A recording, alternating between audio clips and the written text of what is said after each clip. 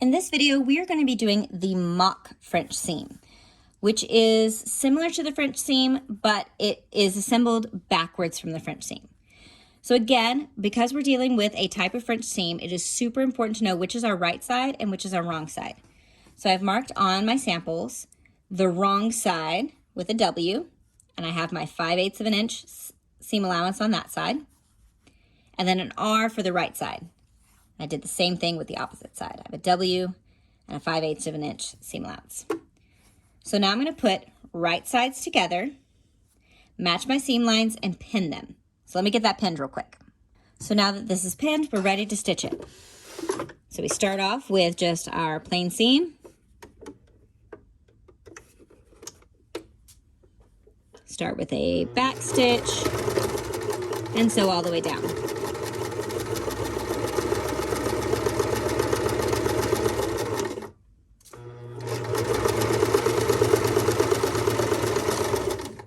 Okay, pull this off, trim my threads. So now what we have is just a plain seam, but what we need to do is turn this into a mock French seam. So the French seam is a type of seam finish. It's doing double duty of it's a seam, but it's also finishing these raw edges.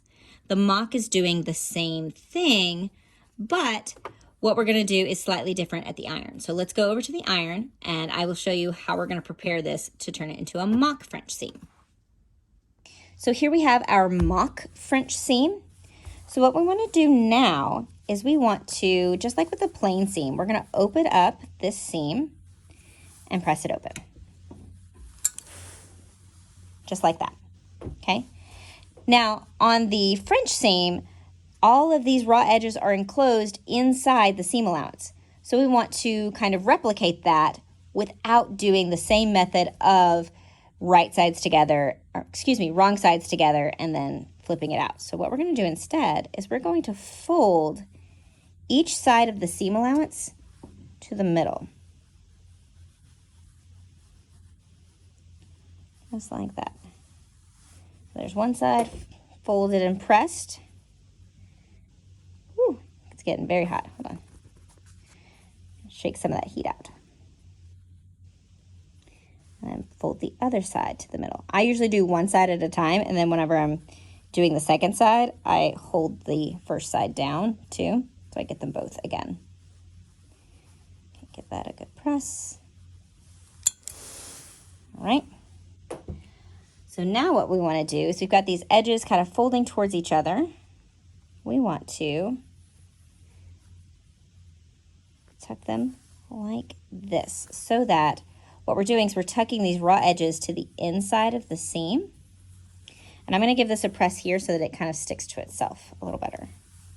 And it's okay if you happen to press out the first pressing your seam open. I just find it easier to do the folding in once I've pressed the thing open first, okay? So now this is together. All of those raw edges are tucked to the inside. And you want to do this carefully so that your seam allowance on both sides matches up pretty well. It's okay if it's not perfect.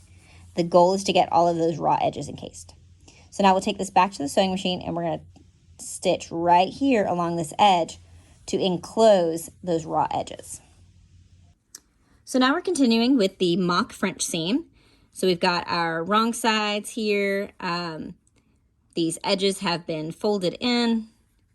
So I'm going to pin this together really fast just so that these don't shift on me. Okay. Whoop.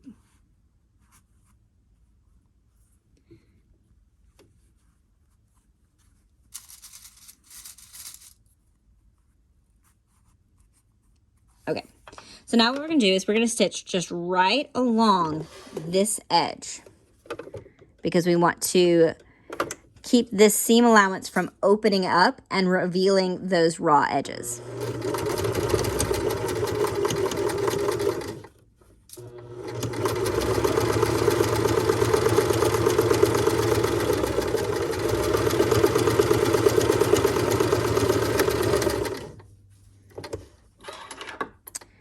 Okay, so now all of these seams are encased.